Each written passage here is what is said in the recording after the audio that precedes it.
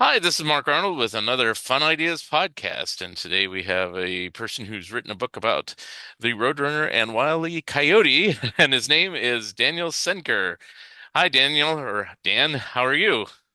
Hi, Mark. It's nice to be here. Nice to meet you. Good to meet you. It's kind of funny because I just happened to I see like a Facebook posting, and I said I didn't even know there was even a book being worked on about the Roadrunner. And you did work with a friend of mine who's done some of the podcasts with me, Camden Spees. So he kind of alerted me to it in that way too. So I figured I'd reach out, and you're with my same publisher, Bear Manor Media. So I go, hey, cool. That's right. Yeah. Yep. Yep. All Well, right. I have a few books by Bear Manor Media on classic animation, so I know the publishers really supportive of that subject and that time period, and yeah, working with Ben Omar couldn't be easier. Mhm. Very good. So I guess tell us a little bit about yourself and how you got interested in the Roadrunner or just animation in general. I'm sure it's a wider range than just this series. Well, you know what? It is a wider range than this series, but my passion and interest in animation specifically started with the Roadrunner and Wile E. Coyote. I'm 35 years old, and I've owned Roadrunner on videotape since I was 3 years old. And even just ever since I was a little toddler, Looney Tunes was always my favorite cartoons, and I'd recognize it by the iconic opening. Um, and the Roadrunner and Wile E. Coyote were and are today my favorite characters. And as I got, a little bit older, going around even as young as maybe 7 or 8 years old, I would notice that whenever a Looney Tunes cartoon started, the best and funniest ones always had Chuck Jones at the beginning. I had no idea who this guy, didn't know who any of these guys were. Hmm. But as a little kid, you keep seeing Chuck Jones, Chuck Jones, Chuck Jones, and your ears kind of perk up a little bit. Um, and since being a kid, I've gone on to collect all the Looney Tunes cartoons and expand into other studios and read all the Michael Barrier, Jerry Beck, Leonard Maltin, all the classic animation history books that were published in the 80s and 90s and 2000s. And yeah, this past year, the Roadrunner and Wile E. Coyote turned 75 years old, and which is insane to say. But Yeah. I thought that it should be commemorated with a critical cultural study on them, and I wrote the book. Yep. And it's kind of funny in going through the book. I don't know if you've seen any of my books, but it's like I like to be as thorough as possible, and you certainly were that.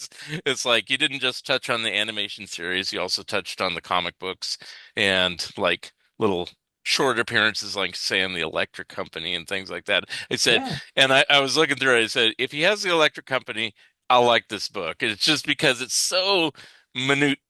It's the yep, minutia that I love. yep. So, Oh wow. Yeah, I am. It kind of turned. It actually was kind of sort of like a Wile E. Coyote gag that like spiraled out of control. mhm. When I started when I started researching this book and just putting together the outline and the notes for it, you know, it's very niche. Mhm. Um, probably the most repetitive formulaic series at Warner Brothers.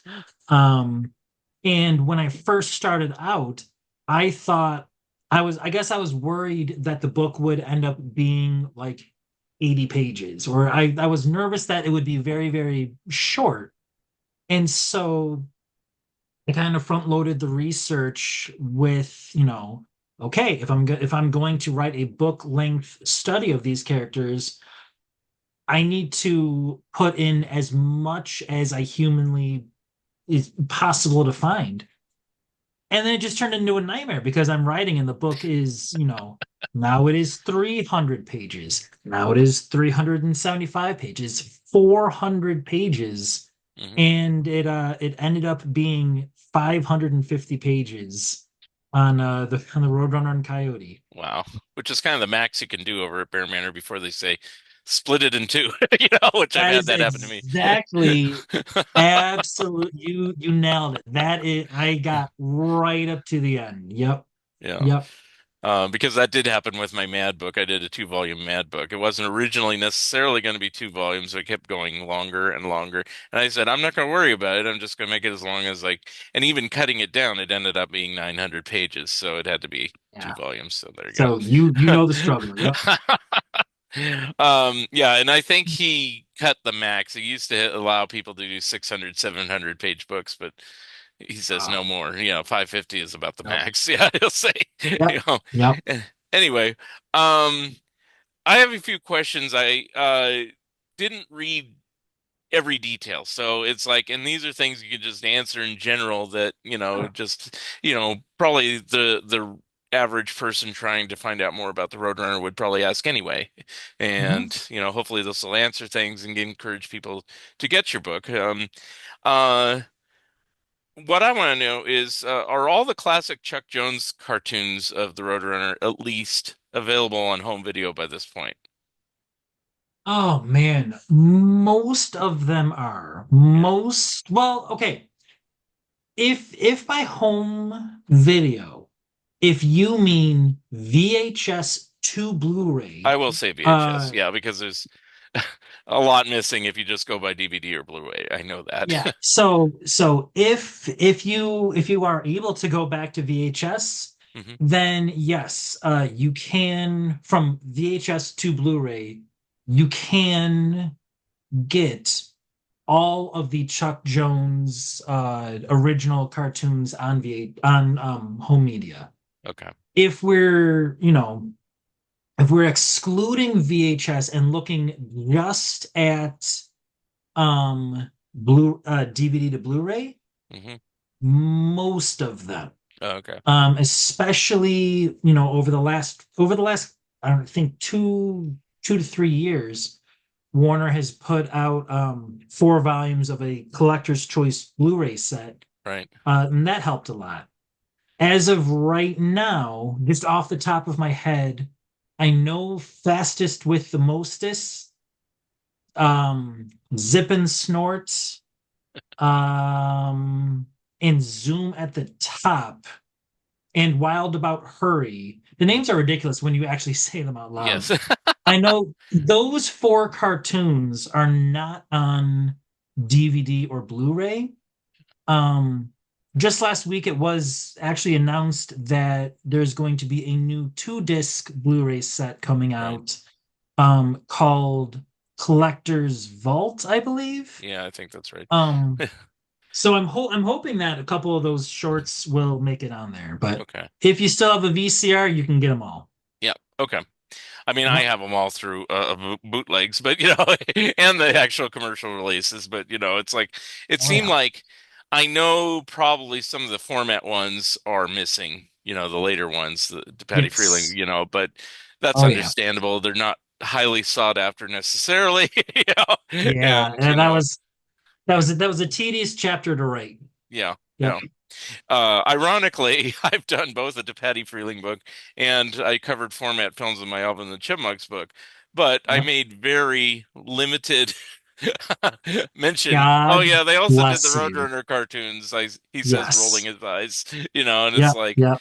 they're not really highly sought after. Obviously, and you probably discovered, Frizz wasn't even too thrilled about doing them, which is why he farmed them out to format. Yep. Yep. Yep. So, um. Let's see. One thing I did like in the book that I kind of saw is that you did talk about each studio kind of in length, just kind of describing what they were, who was in charge, and why everything came about. What was your sources for like your research? What did you tend to use? Well, let's see here. Yeah. That whole bookcase back like there. probably everybody, you know, Hollywood cartoons of mice and magic, Mm, um, kind of for Chuck Jones, his Chuck Amuck memoir, mm, kind of those standard, I guess, standard texts that animation historians all have on their shelf right now. Um, and, those, of course, were the go-tos. Um, I also knew that if someone was going to read this incredibly niche book, mm-hmm, they were either generic cartoon Roadrunner fans who want to learn more about the characters, or they are already interested and knowledgeable about um, animation history. mm-hmm, And so I wanted to make sure that I wasn't just regurgitating things that Jerry Beck, Michael Barrier have done much better and in much greater detail. mm-hmm. You are not going to write a better animation book than Hollywood cartoons. Right. Um, so I tried to be a little more specialized in my research. Um, just a few years ago, a couple of years ago, um, Jamie Weinman came out with a phenomenal book on the Looney Tunes cartoons called Anvils, Mallets, and Dynamite, Mm-hmm, which I pulled from. And then I really, especially when it came time to, I wanted to pay tribute to all of the animators and writers and background artists who worked on the Roadrunner cartoons with Chuck and Mike Maltese. Then I did some pretty deep dives into Cartoon Brew, mm-hmm, and the website Cartoon Research, mm-hmm, old interviews that Michael Barrier has very graciously posted on his website.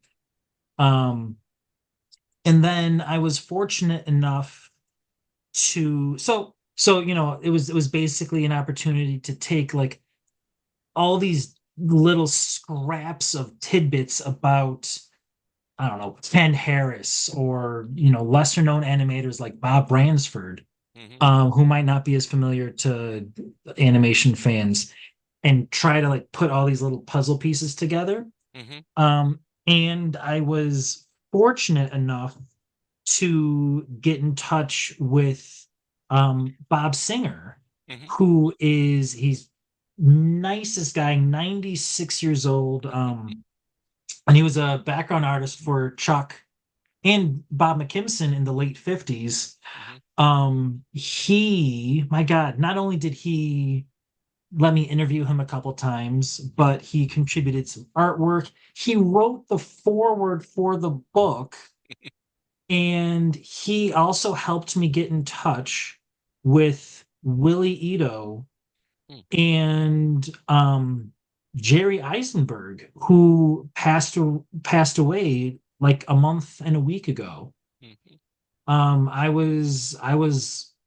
I don't know if I am the last person to interview Jerry and get his career published in a book, Mm-hmm. but I imagine I have to be one of the last ones. And it was a huge honor talking to all three of them. But especially with Jerry passing, I was very, very fortunate to get his experiences down. Right. Um, One thing I did like about the book, that was one thing, is getting coverage of all the various animators and other people, writers or directors, whatever. Um, but I liked it that you kind of separated it out. You didn't just put all the cartoons that just happen to have a Roadrunner appearance or a Coyote appearance, because, there are a couple cameo cartoons and stuff like that. But you separated out the ones with Bugs Bunny, and then you Yeah, separated out which some people might question the inclusion of this, the Ralph Wolf and Sam Sheepdog cartoons. Like, sure. because some people think, oh, Ralph Wolf and Wile E. Coyote are not the same character. What is your take on that? So I absolutely agree. They are not the same Yeah. character. Hmm. I mean, a few people might say that they are. They're not. And especially in doing the research, the way that Chuck Jones wrote about the characters and, you know, why the Coyote had very specific influences in how he was created. Wolf had other ones. Um, so I included them because, well, frankly, kind of like I was saying at the beginning, when I started researching the book and I didn't realize how quickly it would get away from me, I felt like I had to like throw in like everything in the kitchen sink. Hmm. Um, and while Ralph Wolf and Wile E. Coyote are two separate characters in their separate series, I feel like if you are going to do a deep dive on Wile E. Coyote, it is impossible to not bring up Ralph Wolf. Hmm. I can't think of a single other like supporting Looney Tunes character Hmm. that is an exact physical clone of a Looney Tunes star, except for like one color change. Yeah. Um, and you know, I I thought it was a good opportunity. There's books about Bugs Bunny. Everyone knows who Bugs Bunny is. Hmm. Culturally, Daffy Duck is not going anywhere. Tweety Bird is not going anywhere. Hmm. But there are lesser known characters, um, like Ralph Wolf and Sam Sheepdog, and then, Hubie and Birdie, um, Charlie Dog, Hippity Hopper, where, I don't want these supporting characters to kind of go by the wayside. Um, Hmm. so when I was formatting the chapters, and I knew that I was going to do a chapter on the Chuck Jones Roadrunner series, and then I was going to group the format Roadrunners into their own separate chapter, the Bugs and Wily cartoons into their own separate chapter. Then it became pretty natural to do like, all right, I'll do a Ralph and Sam chapter. Well, I And think it's cool that you included it. It's like, but not everyone would if they were doing yeah, something like, yeah. yeah. And I noticed you did cover later films, and I'm not just talking about the format ones. I'm talking about, Chuck Jones came back. He did some for television, and and even a few theatrical ones later on. There was Mhm. some CGI ones, for lack of a better term, for what they are. You know, Yeah. was it hard to research some of those later ones just because they're not readily available necessarily? Um, Yes and no. For the cartoons, like the Electric Company ones, for the weird ones from the 70s and 80s, that Chuck worked on in the last part of his life, some of those were kind of hard to track down. Hmm. Um, I had to actually sit down and watch a YouTube version of um Daffy and Porky Meet the Groovy Ghoulies, which it's been almost a year and I still haven't mentally recovered from the trauma of that. But when it came to the CGI shorts, their appearances in the the new series Looney Tune cartoons or Bugs Bunny Builders, those were actually a piece of cake to find because they were streaming on Max. Oh, good. Um, At least till and now, aren't they taking everything down, Looney Tunes now? But I'm sure you saw, what was it, two days ago, I think, Max dropped all of the original Looney Tunes, yeah, which is insane to me. But yeah. um, yeah, as the book gets into, that is not the first time that Warner Brothers has um dropped a major Looney Tunes release with Coyote and Acme. Hmm. And I assume you covered like even token appearances like in Space Jam or things like Oh, of that. course. Yeah, yeah. Oh yeah. And Yep. then I Yep. have not yet seen, and you could spoil it for me if somebody else hasn't seen it. Cover your ears for a couple minutes.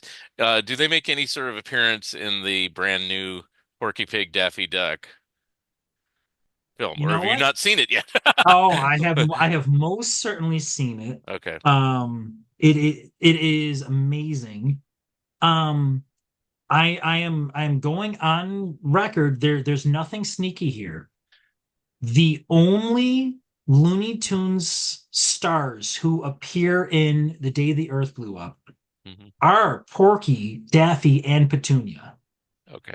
Um, there is no Roadrunner, there is no Coyote, there is no Bugs. Um, I am not doing anything sneaky here. It is only those three stars.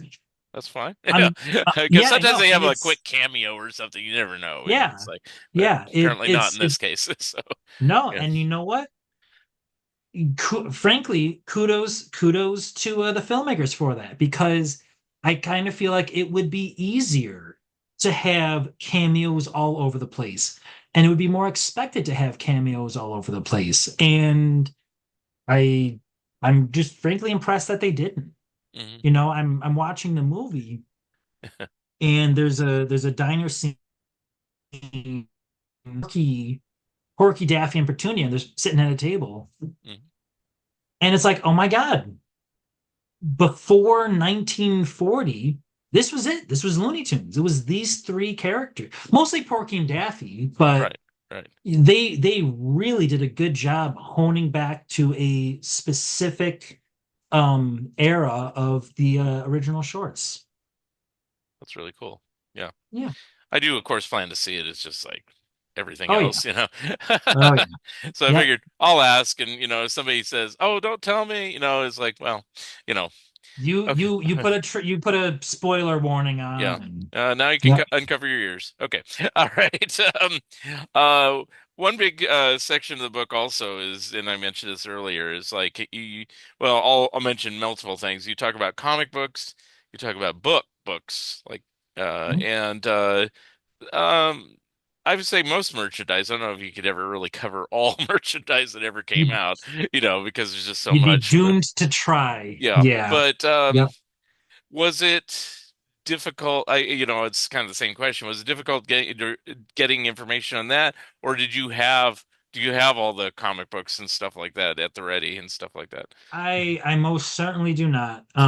You mentioned Camden earlier. Yeah, Um and really quick, his last name is pronounced Spees? Spees. Yeah, yeah. Spees. Well, hi Camden. I've only ever emailed with him and I just automatically assumed it was Camden Spies. Most people do. Um Yeah, he knows that. yep. Yeah, yeah. So But I really gotta give Camden a shout out. Uh, I am not saying that he provided me with some online bootleg resources with dozens of comic books.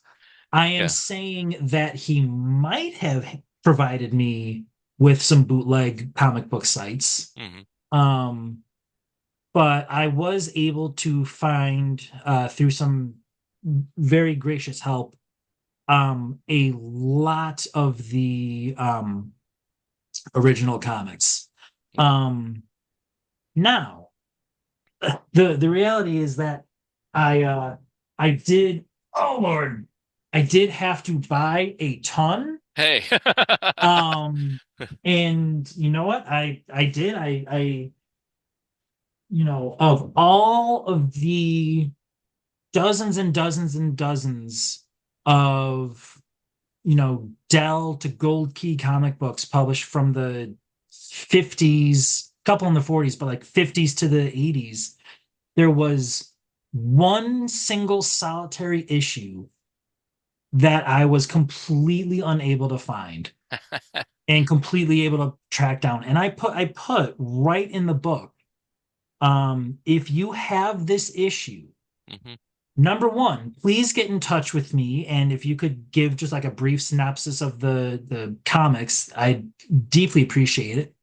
But number two, like look into selling that thing because that might be worth something. Hmm.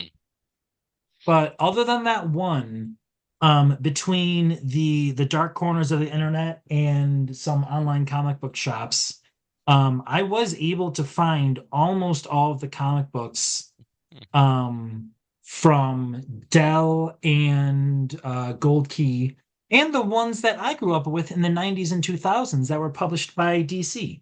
Right. Um, Now I'm not versed on this. I should, and it probably says in the book, hopefully. What was the first appearance in the comic books The first appearance of the comic books, well, it's really, of the really in. characters, not the series? I know the Beep Beep Oh yeah, yeah, series or yeah. whatever. Yeah, yeah. It's very interesting. Um, and let me see here.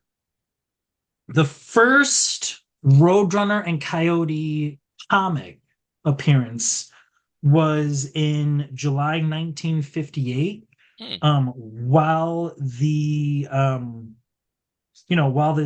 cartoons were still being made. Hmm. One of the most fascinating things that I discovered, and I hope I can flip to this pretty quickly. Okay. Um, so the very first Roadrunner cartoon, Fast and Furious, came out in September 1949. Right. In May of 1999, the Dell comic book Looney Tunes number 91 Hmm. had a comic with Henry Hawk and Kelsey Coyote, who is a he speaks in the comic, Hmm. but he is a dead ringer, completely identical to Wile E. Coyote as he looked in Fast and Furious, which wouldn't come out for another 4 months. Hmm. Um, and at that point, the cartoon was in production. The animators, of course, had model sheets and were working on it. But yeah, I get into that a little bit, and you can Google images for Henry Hawk, Kelsey Coyote. Hmm. There's one comic with a coyote named Kelsey, um, that looks just like Wiley Hmm. before their first cartoon. Hmm. Now, do you know if this is drawn by Tom McKimson, who did a lot of uh or I, no? I don't remember off the top of my Okay. head.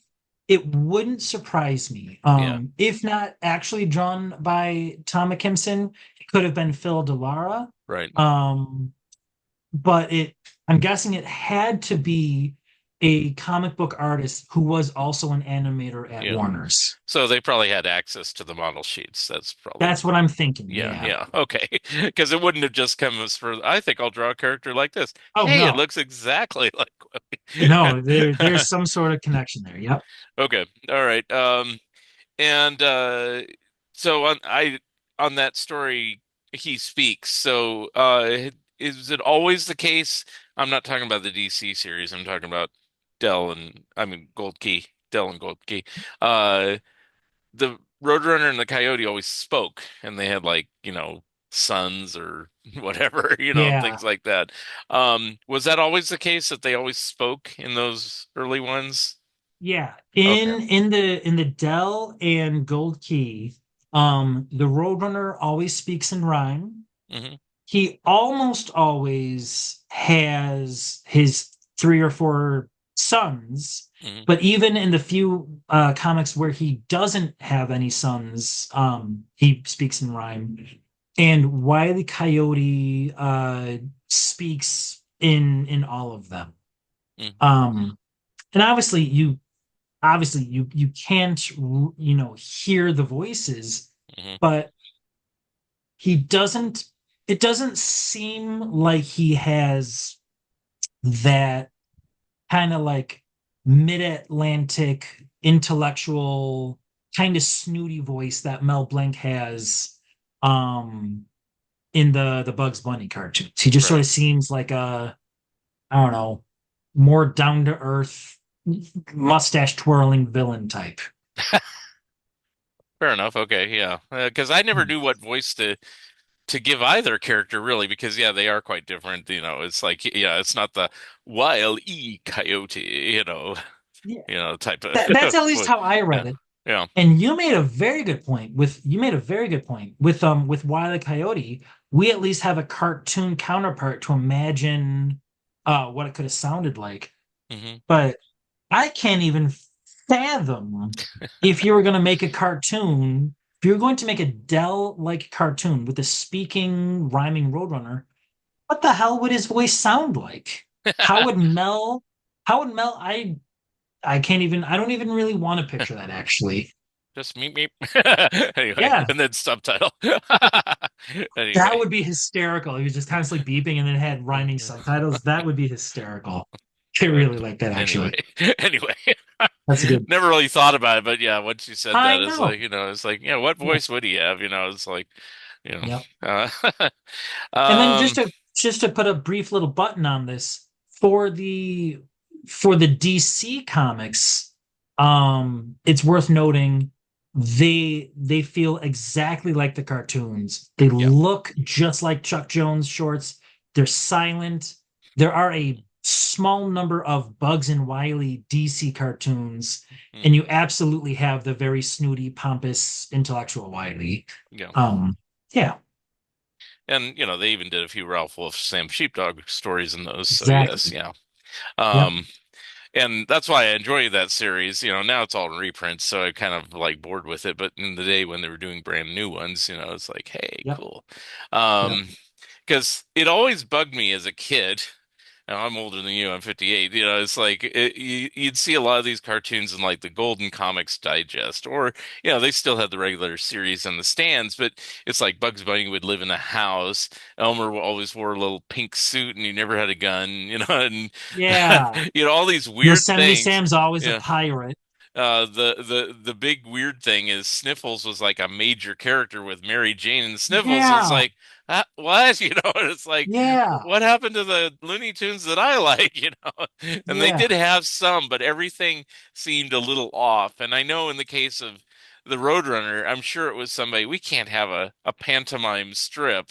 We have to encourage reading here. So, I get it, Oh uh yeah. but it's kind of weird how they changed all of them. I never did. In your research, did you find any other reasons why, other than the probably for having reading, that they changed the characters so dramatically from the animation? I I do think that it was largely just to better adapt the Roadrunner to a different medium.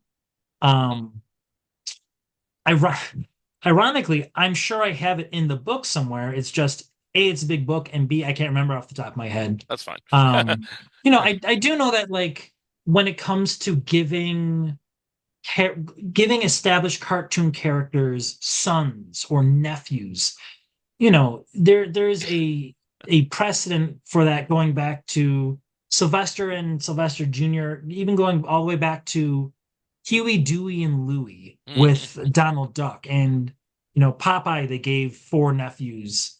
So there was at least that precedent that I think was pretty easy for the comic book writers to be like, well, let's do that with the Roadrunner. hmm Totally shifting gears back to the animation, because I'd forgotten to mention this earlier. One thing I also did like on all the cartoons is you actually went through the labor-intensive research of uh, putting every Coyote attempt to get the Roadrunner, and the outcome and everything like that. Um, so kudos to you, but also in doing that, do you know which type of attempt that the Coyote tried most frequently? That is a great question. Um, I I thought about okay, there early on, I started to keep tallies of the number of falls, the number of, you know, explosions, the times that he collided into a wall or something Mhm. versus the number of times that like something ran him over. Hmm. And it was easy at first, but as the gags got more and more complex Yeah. and like the more they built on each other, the harder that was. So here's a classic example. I was tallying how many times did the coyote get shot. So yeah. So whether if he got shot by a cannon, I would count that as him getting shot. Um in There They Go Go Go, he has that like spring with a pistol on it, and he sticks his finger in the pistol and it shoots him. I would count that as him getting shot. Um so cannon, pistol, rifle didn't really matter. But in the cartoon, zipping along, there's a gag where he has like 12 rifles, and there's a string attached to each one of them. He goes around the corner and he yanks on the strings, Hmm. and then there's like, maybe 5 or 6 seconds of a dozen rifles just rapid fire just shooting at him. Hmm. And I went frame by, it's insane, but like I went frame by frame to see if I could tally the number of shots, but then I didn't know, well, maybe it would be easier to just count that one gag of like he got shot a whole bunch of times. Um, and it ultimately like it just got too tedious and too confusing Yeah. for me to like track it. Yeah. Um, I can tell you the cartoon that has the greatest number of Okay. falling I was gags. going to ask that, so if you know that, great. Well, that's like one of the ones I without question, the cartoon that has the most falls Hmm. is it's actually one of the post studio shutdown ones. It's 1980s Soup or Sonic. Hmm. Um, it's the second last Roadrunner cartoon that Chuck Jones made. It's the one that's got the famous ending of the tiny coyote uh catching this gigantic Roadrunner. Okay. And that one has the most falls because there is a repeating gag throughout the cartoon of the coyote trying to launch himself on a rocket and constantly falling down a cliff. Hmm. So that brought the numbers up a lot. Hmm. Okay. Yep. Never really thought about that one. So, Yeah. but I know which one you're talking about. Okay. Yeah.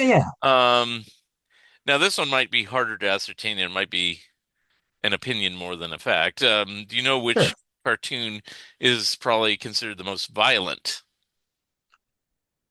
Oh, that, I mean, that would have to be a matter of opinion. Okay.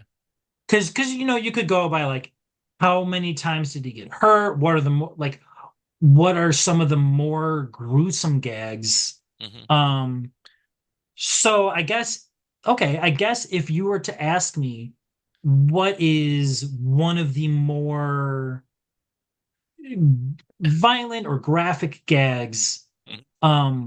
one gag that always like I can't even laugh at it, it just sort of like makes me like squirm is again going back to There They Go Go Go. There's a scene where the coyote has like 6 spiked maces Hmm. um chained to a pole in the middle of the road, and he like pulls the rope and he gets them spinning like a helicopter, and the spiked maces rise out of the ground and go over to where he's hiding, and it's off screen, but you can just see the balls just pulverizing him. And then there's that like ending reaction shot where he's just like wrapped up in all of them, and there's like broken tree branches. He's got a black eye, and it just that is probably the most violent Roadrunner gag I can think of. Yeah. Yeah. I mean, I'm trying to visualize. I don't know these back and forth like you do, but because I'm always terrible with the titles. So it's like if you said which is the cartoon where he wore the bat suit, you'd say, "Oh, yeah." Me, I'd like, Gee whiz. Yeah. okay, Yeah. it's like and which is the one that had the little rocket bombs that kind of follow him around like Lickety tracking splat. yeah, see, and I know him by what happened in it more Sure. than the name, but Well, it's like I'm sure after reading the book closer and kind of memorizing little things I'll figure it yeah. out because that's the Well, thing. and that's where I'm hoping, different people are going to read the book for different things. Hmm. I frankly I don't expect a lot of people to read it straight through. Yeah. Because it's got a lot of different sections to it. But you just put your finger on one of the things that I really wanted to accomplish with the book is the Roadrunner series is by far one of the most famous Looney Tunes series, but it's also the most repetitive. Yeah. Um, even another formulaic series like Pepe Le Pew, you at least have Pepe Le Pew at the zoo, Pepe Le Pew in on a cruise on an island in the Alps. Yeah. Um, Roadrunner is just a whole bunch of desert, whole bunch of dynamite, whole bunch of birdseed, whole bunch of cliffs. Yeah. And I wanted to be able to use it as a resource. I wanted to make it a resource for people who are just trying to find like that one gag that they loved as a kid, Right. and they just don't know, is it zoom at the top? Is it zoom and board? Is it zipping along? Is it Right. zip zip hooray? Of course, they did all those little kind of punny type titles in those early Oh yeah, days. Of course, the ones that I remember are the crummier ones, format ones, because they'd yep. use titles like the Solid Tin Coyote. Which one Oh has the yeah, Solid Tin Coyote? Oh, that one. Uh, that yeah, the Wild yep, Chase. Which one has not just the Roadrunner and the yep, Coyote, yep, but it has Sylvester and Tweety. yep, You yep. Trigger and Spies, you just know. plain beep. That's No, the one with the no, plane. Spees. No, just kidding. Speed, yeah, yeah, yeah. Anyway, sorry, Camden. Anyway, I noticed also, and I'm very happy you did this because I don't know all the details about it. But you do cover the Coyote versus Acme film that Oh was my God. shelved. I mean, was it hard getting information on that, or did you get a hold of people that actually worked on it so they had something to tell you? I mean, for what I would say that the hardest, so there were two hard things about it. Hmm. The first thing was that, I started writing this book in 2003, Mm. in August 2003. And at that point, Coyote versus Acme was still very much on the table. So I was like, oh, this is great. Maybe the book can come out around the time the movie does. This will be such a good note to end on. Roadrunner and Coyote going into the 2020s. Hell yeah. And as I'm writing the book in November 2023, news is breaking that Coyote versus Acme is being canceled. Hmm. And then it's not canceled. And then it is canceled. And then it's being shipped around, but no one's able to buy it. So the first the first challenge was trying to write and research as all of these things are changing in real time. Mm. Um, and then when the dust kind of settled and it was clear that like this movie wasn't happening, Hmm. the second challenge was, I'm a Looney Tunes fan. I'm really ticked off about this. The book has to end with Coyote versus Acme. There is no other way that I can talk about 75 years of these characters and omit this big moment that is happening in their 75th year. So then the challenge became, how do I write about this honestly in a way that, won't, get me in trouble with Warner Brothers and won't make it sound like I'm bashing this studio that has made these wonderful cartoons that I love. Um, and I did get in touch with Eric Bauza and the director Dave Green, and one of the producers, and that sort of balance, how do we talk about this infuriating, disappointing thing while not like going overboard and, villainizing Warner Brothers or, you know, hurting the already fragile chances for the movie. How do we talk about this and sort of like hit that middle ground? Hmm. Um, and yeah, I had a wonderful Zoom conversation with Eric and Dave, Hmm. and like their poor faces just oscillated between like so proud and so excited and so happy and just like shock and disbelief and like so pissed off. Hmm. Um, and it was very challenging to get all like just the timeline of all these changing events straight and emotionally kind of get the tone of these people making the movie and myself as a fan, and how do I end this book with such disappointment? Hmm. um and I think the thing that really saved that was the subject matter of the movie and the subject matter of the book, which is Wile E. Coyote. And just the idea that every single Roadrunner cartoon ends with disappointment for this guy. That's the whole point That's of this true. series. Um, every series, every cartoon, he starts out excited, he starts out hungry, energized, ready to go. He's Hmm. got all these ideas, and by the end of the cartoon, he can never pull it off. Yeah. And I was able to sort of tap into that for the Coyote versus chapter and the conclusion of the book. And it was like pretty cathartic. So oddly, the fact that it didn't come out actually is kind of a bizarre homage to the whole thing in a weird way. It's the But most Wile E. Coyote thing that could possibly happen.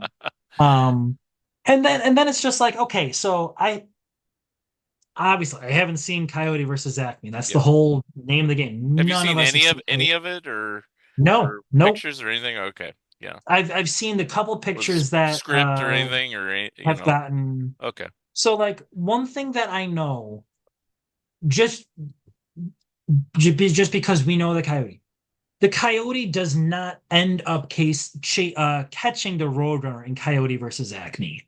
I don't have to look at a single page of the script to tell you that Coyote versus Acme cannot possibly end with him eating the Roadrunner. So whatever they were going to do in this movie, I am sure that it would still end with him failing and like the chase goes on. Um, but like, could you not just give this poor, stupid, unlucky loser of a character a break and just release the movie so he can have a big moment Right. and we can just see it? My God. Now, I think it's pretty much a dead issue, but is there any chance whatsoever because of this current Daffy Porky movie that they might reconsider, or is it just a dead issue because it's not even related in a certain respect? I think it is. That's a good question. I think it is related. Um, the majority of the reviews that I've seen of The Day the Earth Blew Up have mentioned Coyote versus Acme in some capacity. Hmm. And so I think there is a very real link between these two movies. Hmm. Um, Frankly, this is a very weird time to be a Looney Tunes fan. Um, the day the Earth blew up, is the first original theatrical Looney Tunes movie ever made. There has been no publicity. Right. There are no TV spots. Hmm. Warner Brothers is not promoting it. People Hmm. are not seeing this movie because they don't know it exists. Yeah. Um, and less than a week, less than a week after this movie comes out in America, because it's been playing overseas for months, um, Warner Brothers pulls all of the original Looney Tunes from Max. Hmm. So now, if if a kid or if anybody sees this movie Hmm. and it's like, oh, that was great, I want to see a Daffy and Porky cartoon from the 40s. Right. They can't because of Warner Brothers. Hmm. And bringing this back to Coyote versus Acme, um, my one man's opinion, it feels like Warner Brothers, Discovery, David Zaslav, whoever, it sounds like they are intentionally torpedoing this movie because if the day the Earth blew up doesn't make money, doesn't do well, Hmm. then Warner's executives can say, there you go. You see, we made a Looney Tunes movie and it made $20 million. Dollars. It bombed. We were right to pull Coyote versus Acme. There's not an audience, there's not a market. We're not the bad guys. Stop your whining. We did the right thing. Wow. Whereas if they promoted this movie, if this movie made a bunch of money, which it deserves to, if a lot of people saw this movie, which they should, then Warner Brothers would have to say, well, crap, we're in trouble. We are the bad guys. We did make a mistake. Yeah. So, now the issue of Coyote versus Acme is back in the news cycle. People Mm. are talking about it again. People are asking about it again. Mm. We tried to bury this and we couldn't. So that is just my opinion. Yeah. Um, but yeah, It it's a it is very kind of weird weird time. though that and it's not just Warner Brothers, Disney does this too, and even other Mhm. studios is like that they do try to sabotage themselves, and I don't quite get it, Um, I don't know. you know, and then sometimes somebody does something brilliantly, and then you think like years ago Disney put out all those treasures tins that had like Yeah. Donald Duck Volume 1, Donald Duck Volume 2, Donald Duck Volume Yep. 3.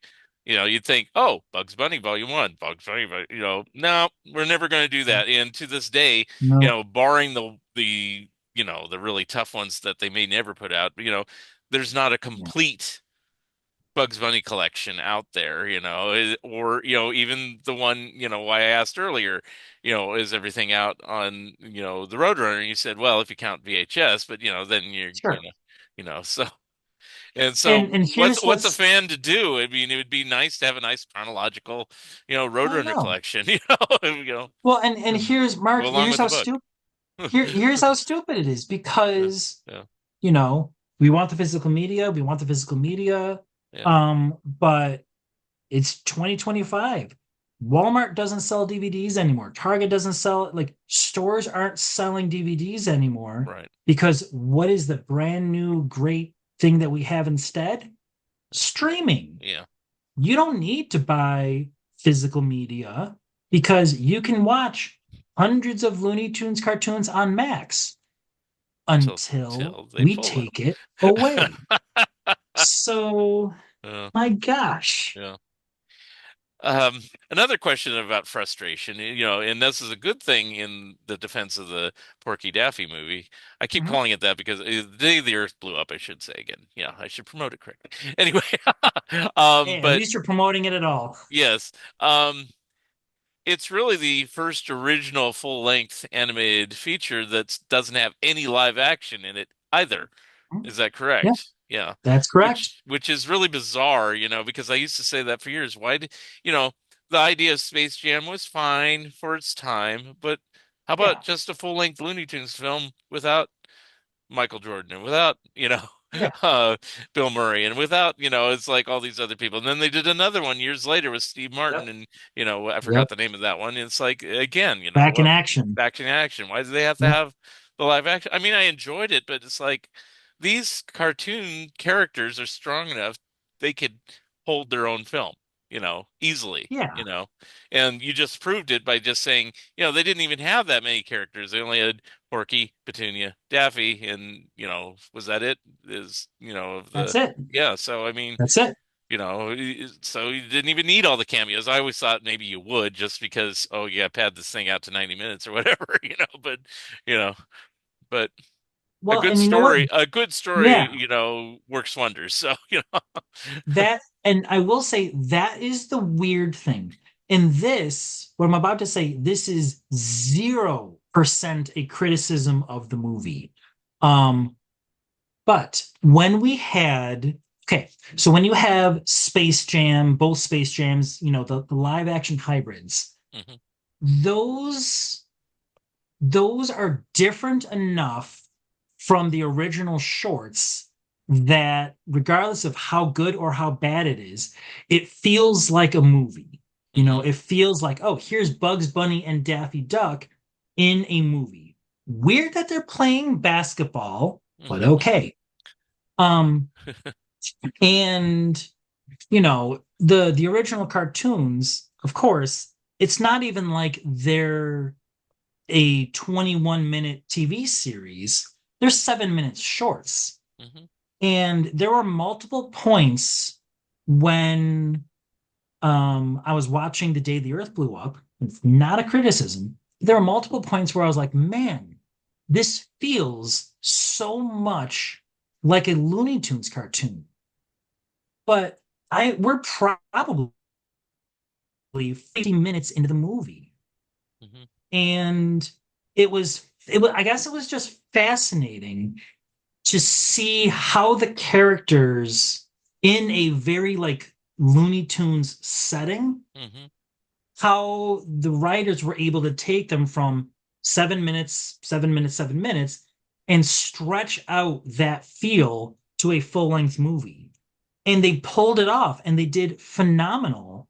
It's just it was the like I was struck by the novelty of it a few times. I was like, man, this is a lot of Porky Pig and it's great. It's really good. mhm, But man, I am so used to this type of comedy, this type of this setting, this story, the situation mhm. being a tight 7 minutes. Yeah, So it was fascinating and very, very cool to see just how unusual that felt and how yeah. good they did with it. But it's not the first time they've done this. I mean, I'm not talking about Warner Brothers or Looney Tunes. It's just, like Yogi Bear was stretched out to a feature length. I mean, granted, they padded it with a lot of songs and other things, but Mhm. still, it was a feature length that based on very short cartoons. Even the Yeah, Flintstones, that one was, hour and a half, the Man Called yeah, Flintstone, things like that. So it's not yeah, impossible. It's like, which yes. makes me want to go back to Coyote versus Acme for a moment because I really don't know what the story is about. Do you know what the story of I mean, what the movie story is? Yeah, Not the story of how it wasn't released. No, just yeah. what the story was. So Coyote versus Acme. By the way, I don't know how you edit these. I'm good with time. Just you let me know Oh yeah, how you're doing time wise. yeah. Um, so the movie Coyote versus Acme is actually inspired by a New Yorker article from the 90s, where it's an imaginary court case in the New Yorker. Wile Coyote sues Acme for just a lifetime of crappy products that have injured him to no end. So the Coyote versus Acme title, it's not like a battle. It is specifically referring to a legal lawsuit. Lawsuit. Okay. All right. Um, so it is, and it's so interesting because we're talking about, coyote, like movies like Space Jam, movies like Day the Earth Blew Up. Coyote versus Acme was going to be a live action hybrid film. Mhm. Um, but it sounds unlike Space Jam. It sounds like it really was more in like a traditional. Looney Tunes vein.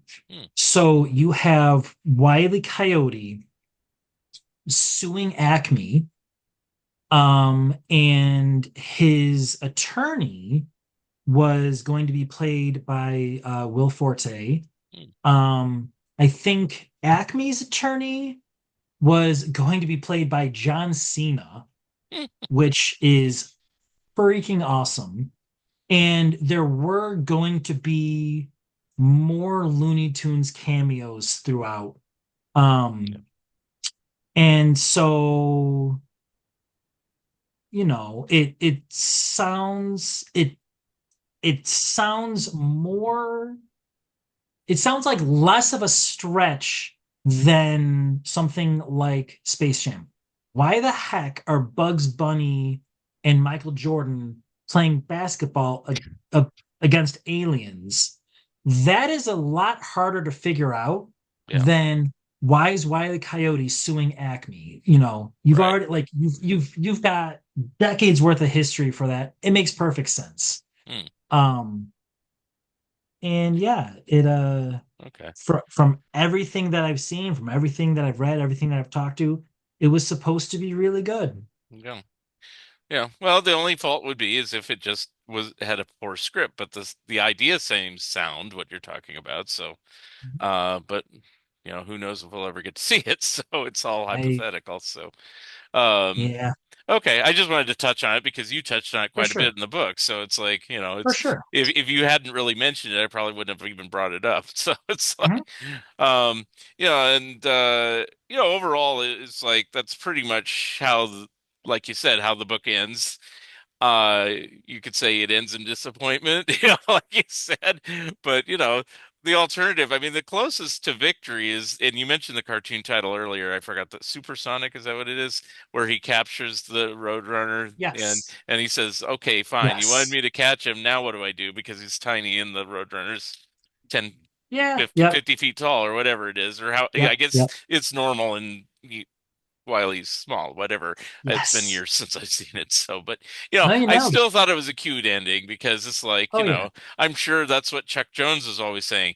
Okay, well, if he catches him, the last scene would just be him, ah, adjusting his belt buckle. I mean, Yeah. if there's a happy ending, which is not really a happy ending for the Roadrunner. So, Yeah. Yeah. but what was I going to ask about that? So, is there? I don't think there is. I mean, unless it's in a comic book story or something. Is there any sort of Roadrunner Coyote story that does have a happy ending that you know of? Yeah. Okay. So one of the most fun parts of the book to write about were, I know for a fact I did not get all of them, but I tried to list as many pop culture references to the Roadrunner and Coyote that I could possibly think of. Whenever they're referenced in Cheers, Hmm. or whenever there's a movie that has, you know, Jack Nicholson in the Shining, Hmm. the Danny kid is watching a Roadrunner cartoon. Hmm. And one one thing that people have loved to do Hmm. with these characters over the years is parody them. Hmm. And of course, if we're dealing with the Roadrunner Coyote, one of the easiest things to put into a parody would be the coyote actually catching the Roadrunner. Um, so there are some, obviously not made by Yeah. Looney Tunes Yeah. official, but like there are a few that come to mind where um the coyote does catch or kill the Roadrunner. Hmm. Um, One off the top of my head is in Family Guy. I think in one of the earlier episodes of Family Guy, Peter Griffin is driving the car through the desert, and he runs over the Roadrunner and kills him. And he says, like, "Oh my God, I just killed that poor ostrich." And then it shows Wile E. Coyote in the passenger seat, and he's like, "Don't worry about it, just keep going." Um, and then Seth MacFarlane and you can find this whole thing on you can find all this online, but Seth MacFarlane, who made Family Guy, he made an like a webtoon, I believe, called series called like Cartoon Cavalcade or something like that. Mhm. And he had a short called Die Roadrunner Die, where my gosh, it's actually very dark. It starts with Wile E. Coyote catching and eating the Roadrunner, and he's all satisfied, and that's how it starts. And then throughout the short, he quickly spirals into depression. Mhm. I think he's an alcoholic at one point. He gets a job at a diner, but he can't hold it down because he's just, having a mental breakdown because his life has no meaning. He attempts suicide, and then it ends with him becoming a born again Christian or Jehovah's Witness. It's so yeah, it's kind of like him catching the Roadrunner doesn't lead to anything good for anyone. At least in that interpretation. That's funny. Um, Oh, it just made me pop. It just popped in my head since, you're mentioning homages and parodies and things like that. I assume you talked about the movie The Villain with Kirk Douglas and Margaret Oh and my Arnold God. Schwarzenegger, Oh, which when I first saw in the theater when it first came out, I oh. was like, wow. Mark, if I'm telling you I've barely recovered from Daffy and Porky Meet the Groovy Ghoulies, I for this book, I sat down and I watched all of The Villain, and man, oh man, what a mistake that was. Oh, really? I Um, actually enjoy it, but that's okay. oh, it is. When was the last time you've seen The Villain? Oh, maybe about 5 years ago, but I saw it when it first came Ah. out, so maybe it's memories of being a So kid. so Okay, it all right. might be like nostalgia. I have Okay. movies like I really struggled with The Well, Villain. most people do. I Um, mean, I'm the oddball because, but it's like I appreciate what they attempted to do is make a live action version of basically a Looney Tune or a Roadrunner cartoon. I mean, even this gag behind me with painting the thing, they did, yeah, and it's like they even if you're it you're comes right. off Yep, as kind of cheap and clunky, hey, they did all those same gags, and that's why I liked it. I mean, but it was, that's as far fair. as, when I talk about, good script, good writing on these other films, script, you know, Yeah, Kirk Douglas is okay. Arnold was at his beginning of his career, so he was like pretty, yep. and Ann Margaret's Ann Margaret. He's good eye And candy, yeah, So, but anyway, yep, yep, you know, yep. anyway, so it's like, but I like it for what it is, It's like, but was it the best movie ever? No, no, but But you know I what? appreciate it, To your point, you know. if we're talking about Wise Coyote versus Acme being shelved, you know, And that to came your out. point, if you go back to the 70s, the 80s, maybe back when movies were not as expensive to make or expensive to market, Yeah, somehow the villain got greenlit, written, shot, finished, and the people who like the executives who made that movie saw it and were like, "Yes, put it out in theaters." yeah, And you got to hand it to like studios and executives in the 60s, 70s, 80s. They put out bad movies, but they put them out and yeah, people were at least able to see them. yeah. Um Of and course, at that was least around the time that the Bugs Bunny Roadrunner movie came out, which is not, same year. it has, a lot of repeat footage and stuff like that. But I mean, Oh that's kind yeah. of the point of it, It's Yes. like it has some new footage, but it's like mainly, and then the Roadrunner part is almost a letdown because it's just kind of a compilation of gags. It doesn't really Big have any clip show, point, yeah. you know. Yeah. But Yeah. but that was around the same time as the villain. I don't know which one came first. I think the Roadrunner movie, Bugs Bunny Roadrunner movie, might have come out first because I think they're both I know they're both 79s. 79. Yeah, Yeah. exactly. I'd Yep. have to look up, Yep. you know, and so I don't know if one begat the other. It's like, but I know that the whole point on the villain was it was the stuntman who was a fan of like Looney Tunes and stuff like that, and I think he was the director, maybe the writer. It's been a while, and that's Yeah. how that got kind of greenlit. You know, Yeah. I'm sure he convinced him to say, "Hey, if this works in cartoon form, why not live action?" I wonder who does that. Disney. Anyway, you know. Yeah, Anyway, that's a so. good point. Anyway, so I don't know. But yes, I have a little bit of a fondness for the villain. It's not my Yeah. favorite film, but I always liked because of the intention behind it. And yes, I originally saw it when I was like 10 years old. So it's like, yeah, there you Oh my go. gosh. Well, you know what? That's me and Teenage Mutant Ninja Turtles. All right, there you I go. will live and die by that. All right. We're pretty much to the end of our discussion. I don't know if I have any more questions. That's probably all in the book. So here's your chance at this point. Give us the title again. I don't even think I said the full title, so I have you say it, and uh, who publishes it, how you can get a hold of it, and if you're doing any sort of promotional appearances at any conventions or anything like that in the next few months. Well, Mark, thank you. So the name of the book is Dance of the Comedians, 75 Years of the Roadrunner and Wile E. Coyote.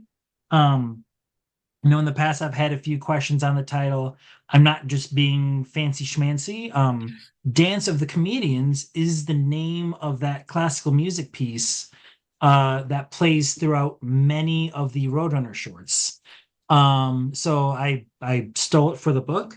Um, so Dance of the Comedians, it's published by Bear Manor Media. They have put out a bunch of great animation books, including ones by Mark. Yay. Um, so you can buy Dance of the Comedians on Bear Manor Media's website, Amazon. Um, if you'd like to buy it straight through me and or get a signed copy, I made a website for the book, danceofthecomedians.weebly, weebly.com. If you're interested in following me on social media, my Instagram is just my name, Dan Sendker. Um, and yeah, my book events I'm very, very new at this, so I haven't gotten into any conventions yet.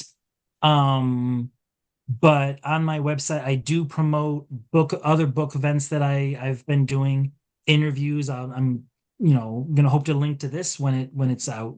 Mhm. Um, and ironically, we're talking about the day the Earth blew up. If anyone listening to this is in Rochester, um, on Thursday, I'm going to be introducing a special screening of The Day the Earth Blew Up. And it's going to end with a online Zoom interview with Eric Bauza. Okay. Um, I don't think this will be up that fast. I wish I could say and it. as Yeah. as I started that, I was like, Dan, this is not live. Yeah, yeah. So if this doesn't get completely, Yeah. Yeah. don't even worry about it. Yeah, Um, yeah. But yeah, as I books only been out since August, and I've been doing some like screenings and getting into like different theaters and stuff. Mhm. Um, then I guess the next step for me is to figure out how to get into some conventions. All right. Okay. Yeah, so thank you. All right. And I guess the last question would be and if you can't say, that's okay. Are you working on any other projects? Not right now. This is the first book I've ever written. I Mhm. never really thought I would write a book, and I was very surprised at how tiring it is. Yeah. Um, and I don't have anything concrete now. Mhm. Um, I didn't realize how tiring it would be to write a book. I also didn't realize how fun and rewarding it would be. Yeah. So I certainly have some half, three-quarter ideas brewing, Mhm. but nothing yet. Okay. Very Yeah. good. And before we go, I will say this, people will say, Look at the positioning of Mark. He has like antlers and, bunny ears. Yeah, I know that. That's why this is like perfect. They're like, hey, this works. I'm Mr. Moose and Bugs Bunny at the same time. So I there I we have been noticing that this entire go. interview. He's got the coyote ears coming out of your head. It's oh man, So it's yes, I'm well I'm aware of it, so glad everybody. you Yes, called I it knew out. I that love it. because I noticed it first off, and I said, Oh my I'll let it God. go. Yeah, yeah, I'll just yeah. get a little Acme paint here and There you go. anyway. Anyway. Yeah. All right. Well, Dan, it was a pleasure having you as a guest. If you ever want to come back with Camden or something else, we could discuss more Looney Tunes or whatever. Or, of course, if you have another book project, or any other project, let me know. And, we'd love to have you again. So, Mark, it's been a pleasure. I'd love either of that. I've never met Camden. I'd love to meet him. So anytime you want me back for something Looney Tunes related, Looney Tune comic books or cartoons, characters, I'm your guy.